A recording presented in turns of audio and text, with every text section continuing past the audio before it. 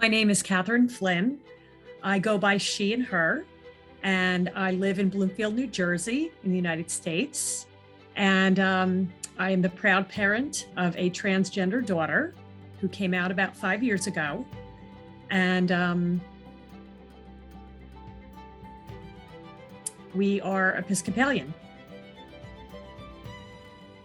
I've always known that my child was really special and unique. I've always known that she had a really warm heart and that she had incredible kindness. But I also always knew that she was struggling and that it was difficult for her socially. She grew up, we thought, as a boy, and always seemed to have a lot of difficulty making male friends. Had plenty of female friends. And we did get to a point when Brenna was in middle school where we thought we had a gay son. And as she likes to tell us back then, we were warm, but we weren't hot. We didn't quite have it right. It wasn't until she was 16 that we found out that she was transgender. But I always knew that she was just a really loving, kind, insightful person, no matter what gender we thought she was. So we learned so many things about Brenna and ourselves, but so many things about her that we didn't know. For 16 years, we thought we had a son. So it was a big adjustment, obviously, to realize that we never had a son. We always had a daughter. We just didn't know it. And when she had the courage to finally tell her truth, we just learned what a really incredible person she is. To have that kind of courage. I don't know that I could have done what she did at 16. I don't know that I could have risked everything the way she did to come out to us. She didn't know how we would react. She didn't know if we would accept her. She knew, as many transgender people know, that her family could reject her and that she would have no one. So I think we learned just how brave she is and the level of courage that it took. I like to think that Brenna and I were always close, but I know that we are closer now than we ever were. We've been through a lot together over the past 5 years. I've watched her suffer physically. I've watched her suffer emotionally, mentally, every way, spiritually. I don't know that I think our bond grew, through that shared suffering. Things like laser hair removal. I mean, I remember crying, and while she was crying because it hurt so badly. She luckily didn't face a lot of rejection, very little, in fact, but still had many, many trials. Being trans is not easy. It is not easy. We are in a transphobic society. As far as we've come, we just have so much more acceptance to get to. And so I've watched her suffer, and I think that's brought us closer. But I've also gotten to know her in a way that I couldn't have before because she was finally able to live as her authentic self. So when you give your child that chance and that opportunity to be themselves, to fully be themselves, it's amazing the person that emerges. She is so intelligent. She is so well-spoken. She fights for human rights, and not just for trans rights, but for people of color and gay people and anyone that's different. She is the first one to fight for their rights. And I think it's just a beautiful example of what a person can be when they are allowed to truly be themselves. So I feel like we are much closer than we ever were, and I've learned so much from her. Honestly, I've learned so much about myself since Brenna came out. I don't think I ever doubted that I would, not accept my child for who they were. I don't think I ever, you know, thought I would, really, really struggle accepting anything that any of my three children would say to me.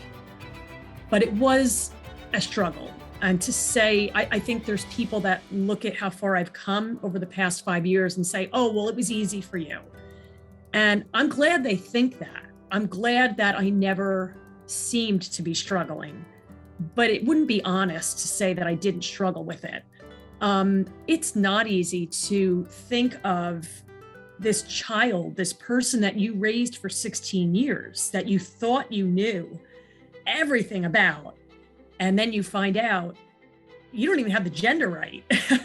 So I can't say it was always easy, but we always let Brenna kind of guide the way, because we always assumed like she knows herself better than anybody. So if she feels that surgery, for instance, is the right way to go for her, we're gonna take that step with her.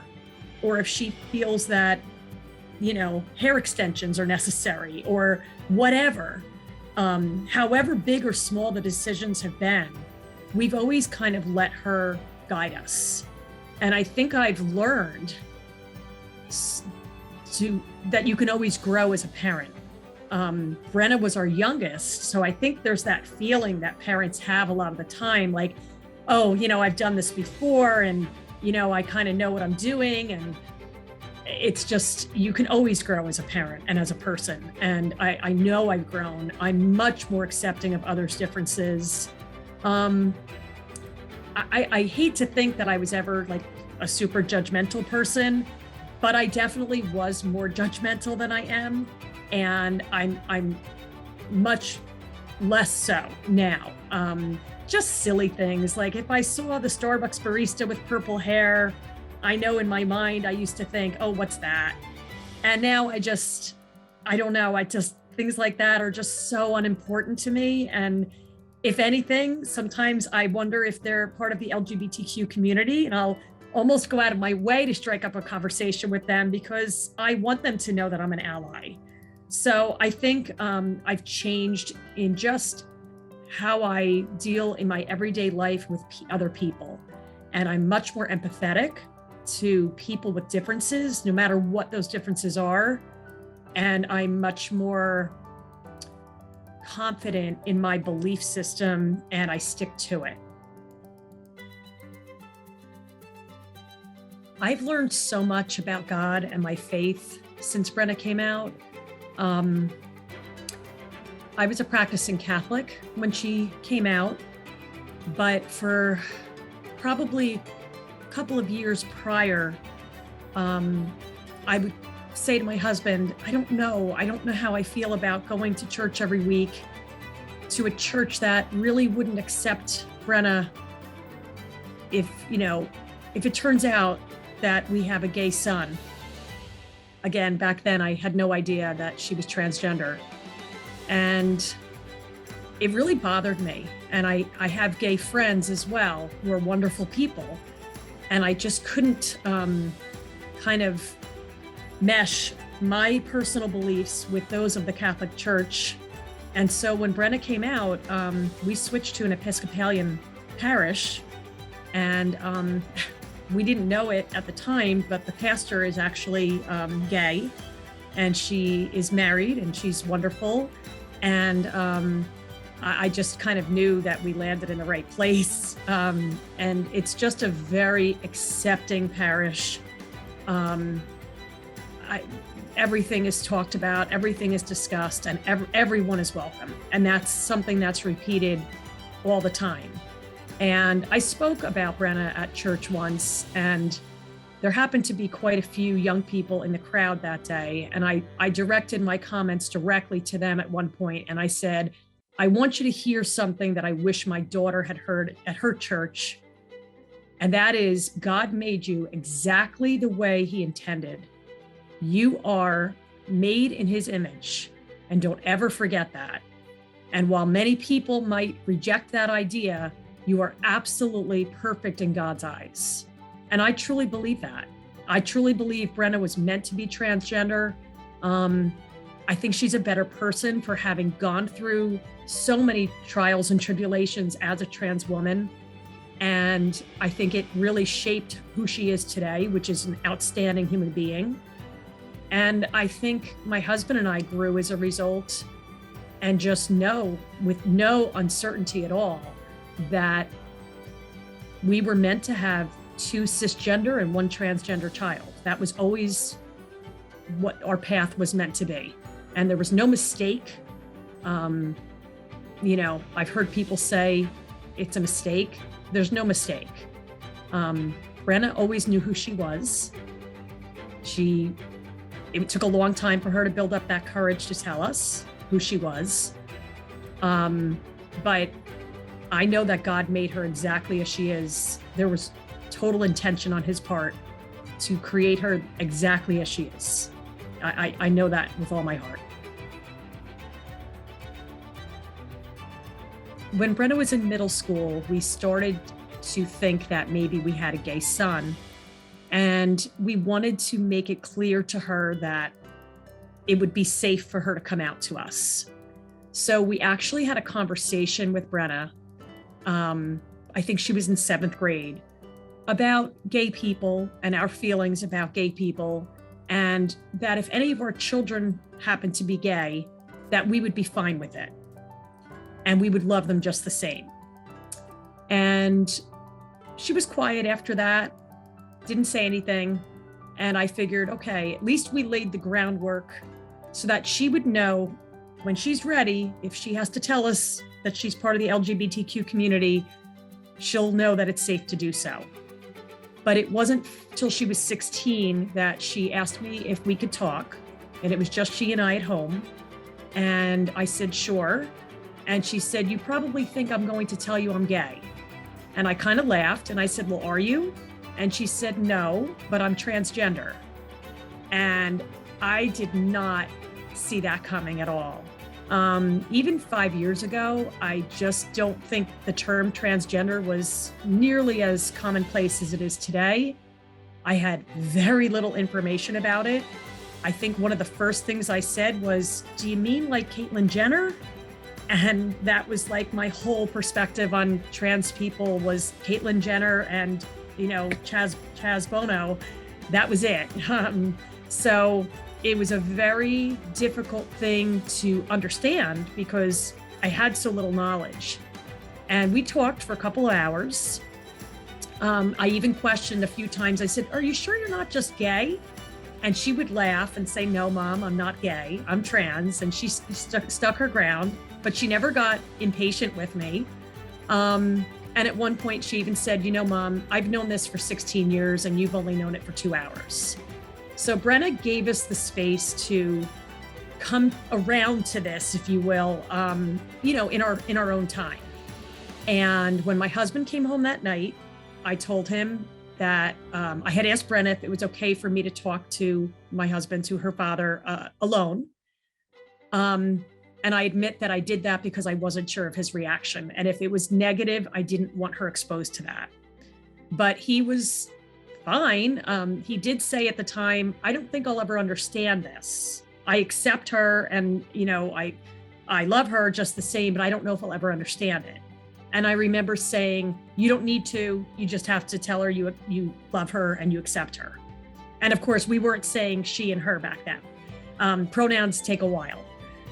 But he was fine. We then called our other daughter and our son to tell them, and they were fine. Even my son, who's in the military, and again, I did not know what to expect. They were absolutely fine. I do remember my daughter Carrie crying, and I said, "Honey, why are you crying?" And she said, "I don't want her to have a hard life." So it was never a matter of, I don't accept this, or I don't want to hear this, or, all 4 of us were on board as much as we could be from the start. It wasn't always smooth. We certainly made our mistakes along the way, but we always tried to let Brenna kind of show us the way. And yeah, it was, so it just was a regular night. And I remember after telling my husband, the three of us were sitting watching TV. We decided we'd had enough conversation. It was kind of heavy, and we just kind of put a funny sitcom on. And I remember Brenna and my husband laughing at one point at the TV show and thinking, oh my gosh, wait, nothing's really changed. She's the same person. She's laughing just like she did a week ago when we watched this together. And I think that was like a real light bulb moment for me, was as much as it felt like everything had changed, I realized nothing changed. She's just going to be who she was always meant to be. And I think it was a real reassurance to me to see her laughing, to see my husband able to laugh just, an hour after finding this information out. I think it was like me realizing like everything's going to be okay. And it was. I think my husband and I have always had a deep faith,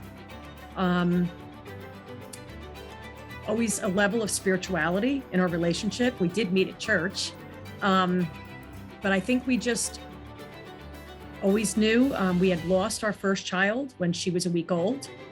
And I think that was a real turning point in our lives, our marriage.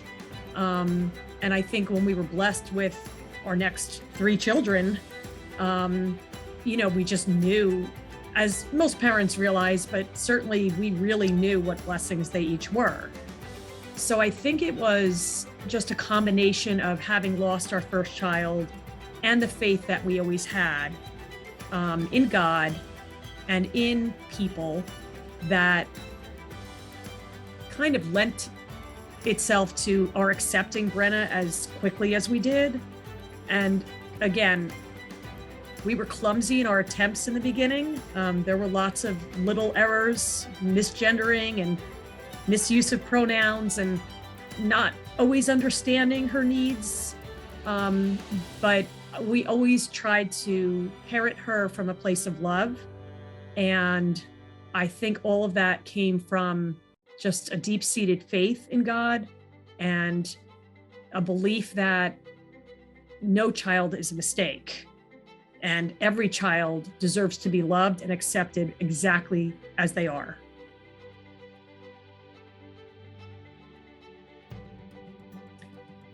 I think when you have a child who is LGBTQ, it's very, very difficult not to explore your faith and your belief system. And I definitely went through a period of really questioning not so much my faith, but the religion that I had been brought up in. It didn't feel right to sit in a church that was pretty hostile to LGBTQ plus people. And here I'm a parent of a trans child. How can I rectify sitting in this church week after week and then coming home to parent her and say that I love and accept her? So I did switch religions. My husband switched with me maybe a month after I had started going to an Episcopal church. Then he joined me, and he felt the same way I did, that we had finally landed in a place that really did accept people like Brenna. And that was so refreshing and so needed, because I honestly don't think I would have continued going to church and practicing a specific religion if I hadn't found the Episcopal faith, if I hadn't found that parish. I think it would have just made me feel guilty or disingenuous to keep practicing a faith that I really didn't believe in, large tenets of what they were proposing.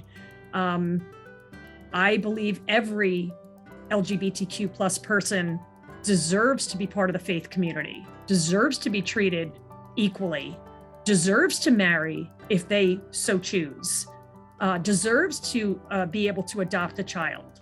So for me, I can't say that Brenna's coming out changed those beliefs, because I always held them. but they firmed them up for me. They made me a more adamant believer because, it's so easy for people who don't have LGBTQ plus people in their lives. I think it's easier for them to dismiss the community and dismiss the needs of the community. When you know someone, especially when that someone is your child, you will do anything to support them and to make sure they lead a healthy, happy life. Anything. So for me, those beliefs never changed, they just solidified. So, like I said, I really didn't know anything about what it means to be transgender. And I really wanted to understand and learn as much as I could. So I think it was the very next day after Brenna had come out to us that I went over to Barnes & Noble bookstore and I went to the LGBTQ plus section, and which was surprisingly small 5 years ago. It's gotten much, much bigger. And I bought every book on transgender issues that I could find. And I was very fortunate because the very first book that I read was called Becoming Nicole. And it's about a girl named Nicole Maines, who is amazing. She's an actress and a trans activist. I just loved that story so much. And to me, it's like the trans Bible. I recommend it to parents whose children come out as trans because I just love the story so much. In short, her father was a very macho guy and loved hunting and fishing. And he and his wife adopted 2 boys, twin boys. And that's all he wanted, was to teach these boys how to hunt and fish. And one of the twins ends up being Nicole, who's transgender. And it's just a fascinating look at how far he came, and his wife as well, but her journey was not as difficult as his.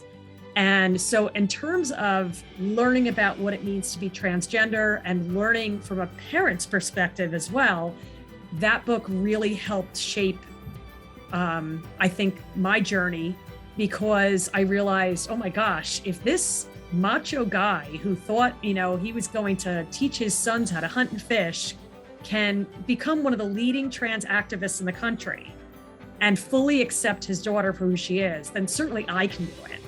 So I think reading other people's stories and definitely numerous conversations with Brenna, just asking questions. And, some of those questions were clumsy and sometimes she would laugh at the question, but it was always an attempt to learn and to understand and to grow. And, we have a sense of humor. I remember the first time we went wig shopping, and we just roared laughing at some of the looks. And, she has a great sense of humor. And, before she could grow her hair out, we had gone wig shopping, and I remember it being actually a pretty fun time because she does have a sense of humor. So I think just listening to your child, learning from them, and reading other people's stories, listening to other people's stories, that was so helpful to me because I realized I wasn't alone.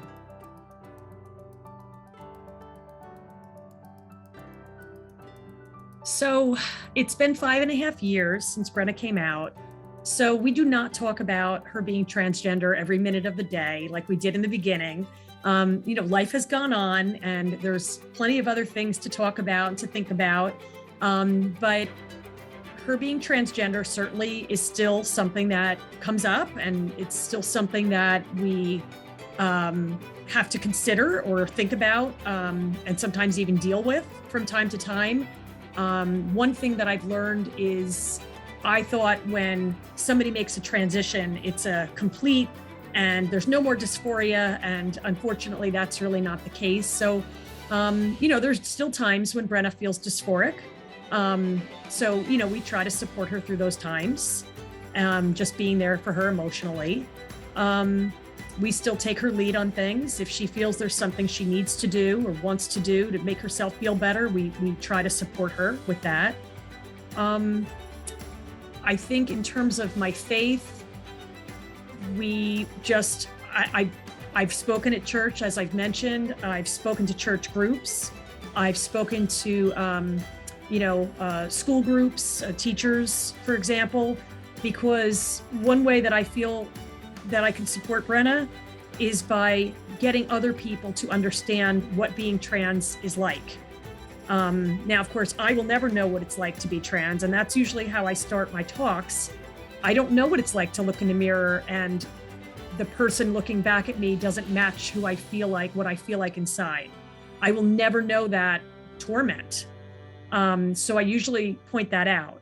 I am cisgender.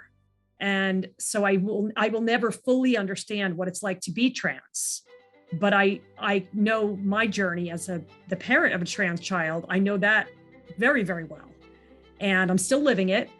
And I think that by talking to other people, by talking to groups, it's one way where I can get the word out that, hey, you know what? We were an everyday family that said grace before meals, that took our kids to church, that took our kids to hockey games and all their sports and all their activities. And this happened. And we're okay. And you will be too. And we're not strange. And there's nothing weird about it. There's nothing scary about it. We're really everyday people. And I think when people see that, it becomes less scary. And when you're not scared of something, it's much easier to accept it. So I think that a lot of transphobia and homophobia is due to people's just fears. They don't understand. And when you can kind of put yourself in someone else's shoes, you may gain that understanding and that acceptance. And then the fear goes away and the ignorance goes away. And that's when the acceptance and the love comes in. And so I think by talking to other people about our story and being honest about it, that's a way of supporting not just Brenna, but every trans person out there. So regrets are a tough thing because we always as parents, we always like to think that we did our best in all situations. I would say one regret that I have was Brenna had already come out. She came out right 6 weeks before the 2016 presidential election. So as you can imagine, that was a very difficult time after the election for our family. We went to the Women's March that January, and Brenna asked me if she could wear her wig and wear some of the clothes that we had bought her for around the house. She had not come out at school yet. And I remember saying no, that we could end up in pictures, somebody could be there that we know, no, you can't do that. I do regret that now. I never wanted to stop Brenna from being who she was. And that was my own fear. And I was taking steps. We hadn't told my mother yet. There were certain people in the family that still didn't know. So I think it was too soon for me. And that was kind of selfish when I look back at it now. So that would probably be one of my regrets. I'm sure there's others, but that's probably the big one. I think is not letting her go to the Women's March as the woman on the outside that she knew herself to be on the inside. So I get a lot of phone calls from parents who, or from people who know my situation, our situation as a family, and they'll say, gee, my nephew just came out as trans. My sister's really having a hard time. Can I give her your number? So I do a lot of one-on-one chats with people, and I always try to reassure them, you're going to be okay. Your life, your child's life is going to be better now that they're out. Now that they can live, you have to give them that opportunity, as hard as it might be for you. And gender really is just a small part of who we are. Sexuality is just a small part of who we are. It's not everything. And we get so consumed with gender. We get so consumed with sexuality.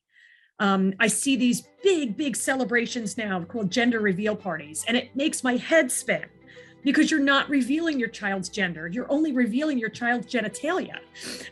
You may not know for 16 years what their gender really is. So I do a lot of one-on-ones, like I said, and I just always try to reassure because people are very scared. And what I find with parents is that if they've reached out to someone like myself or another parent, they're doing it because they love their child. And I always tell them, you wouldn't have called me if you didn't love your child and didn't want what's right for them. So just the fact that you're reaching out and trying to understand and trying to get through this, if you will, tells me that your intentions are in the right place. And I just always tell them that story that I shared before, that, you know, when I looked over and saw Brenna laughing just 2 hours after she came out, she was laughing at a sitcom that she would always laugh at. And I thought to myself, well, gee, that's the same child. And I think when you can realize that, when you see that the person you're talking to is the same person, and yes, they're going to change the way they look, or hormones are going to possibly change the way they look, or maybe surgery will change the way they look. Whatever it is that's going to change, those are really surface things. And your gender is just one part of who you are. And I just think, you know, I've gotten to know Brenna so much better, and we have such a more open relationship now. It's not a perfect relationship. No relationship is, but we've had many more honest, open conversations since she came out than we ever did before. And so I just always try to tell people, like, it's going to be okay. You're going to walk this journey with your child. And as long as they know that you're on their side and you have their back and you love them, everything will be okay. Everything will work out for the best. And I really believe that because I've lived it. I think if God had a message for Brenna, and I'm sure he does, in fact, I think he has many messages for her, it's to keep going and to keep being the wonderful, positive, inspirational person that you have become, and to always be loving. And I think God would say, it's okay that you don't go to church. It's okay that you have turned away from organized religion for now. But keep your spirituality, keep your love of God, keep your faith, and keep doing right by others. And I think that's what God would say. And I think he would say, I'm very proud of you.